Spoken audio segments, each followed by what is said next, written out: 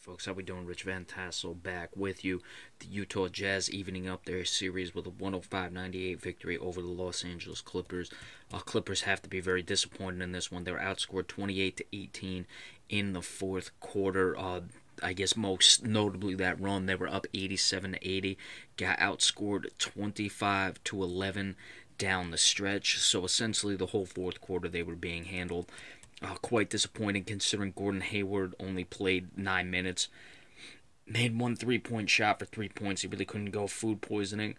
Rudy Gobert was back in the lineup. 15 points, 13 rebounds, 1 assist, 2 blocks, 6 of 6 shooting. So he was certainly effective regardless of what the injury was. George Hill, 13 points.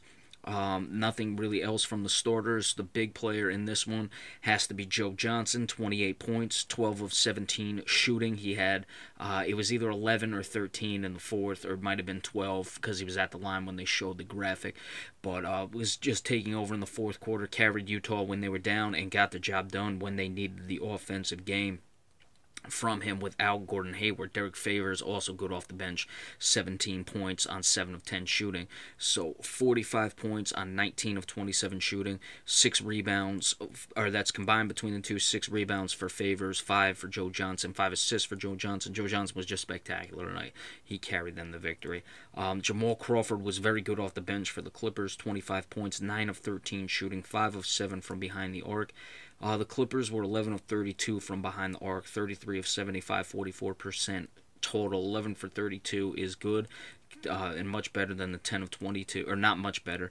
They got one more on a 34.4%, but the 10 of 22 for Utah was 45%. They shot a total 40 of 74 for 54% from the floor, and most of that had to come late in the game because they were just not missing shots. I mean, Joe Ingles hit a big three-point shot, or he had 2, and he only had 8 points in the game, so all of his shots came, all of his bigness came down the stretch there. And Chris Paul, 27 points, 12 assists, 10 of 21 shooting, but 1 of 6 from behind the arc. DeAndre Jordan, 12 points. J.J. Redick, 12 points as well.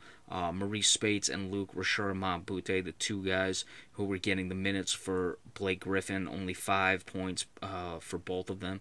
5 points and 5 rebounds, 1 assist with 3 steals for Mbute, 5 points, 4 rebounds, 1 assist. So if between those two guys, they're not even going to get the production. And you had Wesley Johnson and Paul Pierce, 1 point between the two of them. So you had 4 guys attempting to get that production from Blake Griffin, and they weren't able to do so. The Clippers are going to be in trouble, and they've really got to be disappointed. Not necessarily that they lost the game.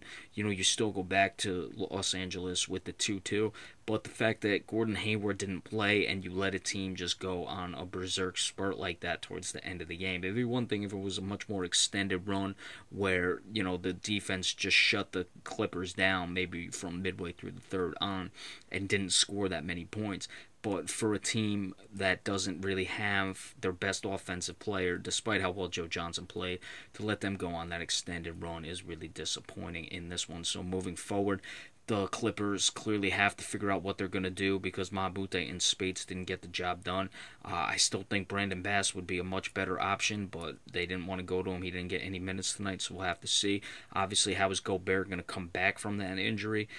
You know, he played tonight, but how is he going to come back after playing the first game? You know, see how wounded his body is and what he can give you, but he was certainly sensational tonight. You know, I would say right at about his numbers. Yeah, his numbers for the year were 14 and 12.8, just shy of 13 with 2.5 blocks, 2.6 blocks to be exact.